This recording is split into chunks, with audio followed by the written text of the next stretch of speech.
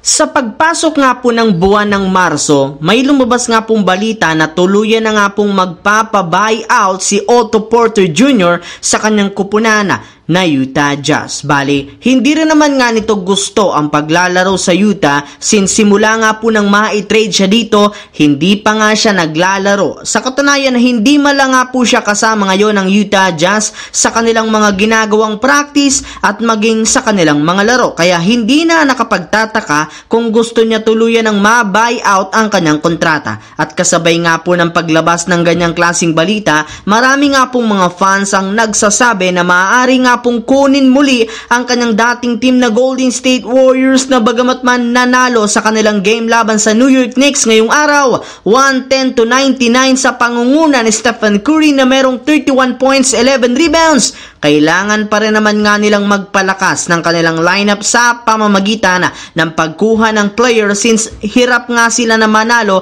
laban sa ilang mga malalakas na contender. Ngunit, base rin naman sa pinakahuling inilabas na balita ng isang NBA insider, wala na rin naman nga pong interes ang front office ng Warriors na makipag-reunion kay Otto Porter Jr. Kaya dyan pa lang, tinapos na nga agad ng kanilang team ang bali-balitang pagkuha sa kanya. May lumabas na naman nga pong balita na since ayaw nga po ng Warriors na kunin si Otto Porter Jr., inaasahan na nga po na makikipag-agawan na lang sa pagkuha sa kanya ang Boston Celtics at ang Los Angeles Clippers. Samantala, dito naman sa ating pangalawang storya, sa mismong sinabi ni Kawhi Leonard kay LeBron James. Nagkaroon nga po mga idol ang Clippers ng oportunidad kahapon na makuha ang kanilang panalo laban sa Lakers matapos nila itong matambakan ng 21 points sa pagpasok ng fourth quarter. Ngunit sa kasamaang palad, nag-choke at natalo pa sila dito kaya hindi na nakapagtataka kung bakit marami sa mga fans ng Clippers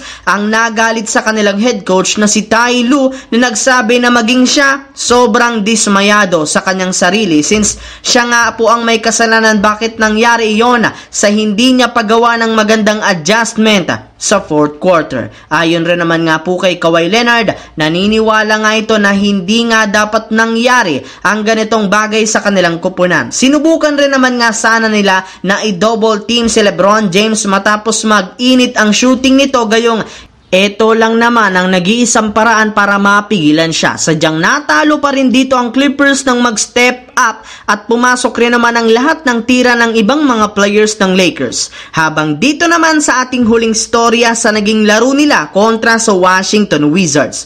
Bago pa man magsimula ang kanilang laro, inanunsyo na nga po ng Lakers na maglalaro muli dito sina LeBron at Davis sa pangalawang game ng kanilang back-to-back sa kabila ng injury sa kanilang mga katawan. At katulad nga po ng inasahan dahil kompleto pa rin naman ang lineup ng Lakers, naging maganda nga po ang kanilang simula sa kanilang laban matapos ang maaga at pagiging agresibo ni na Anthony Davis at LeBron sa pagsalaksak sa ilalim ng basket. Pero hindi rin naman nga agad nagpatalo dito ang Wizards, gayong nagawa pa rin naman nga nila kahit papano na makahabol at maidikit ang kanilang score sa pag-step up na rin naman ni Kyle Kuzma. Ngunit kahit anuman nga pong gawin ng mga players ng Wizards, parati pa rin silang na-outplayed ng buong opensa at depensa ng Lakers hanggang sa hindi na nga po nila masabayan pa ang laro ng Lakers at makuha ng Lakers ang panalo sa pagtatapos ng kanilang laban. At dahil dyan, nananatili pa rin ang Lakers bilang pang-siyam sa Western Conference.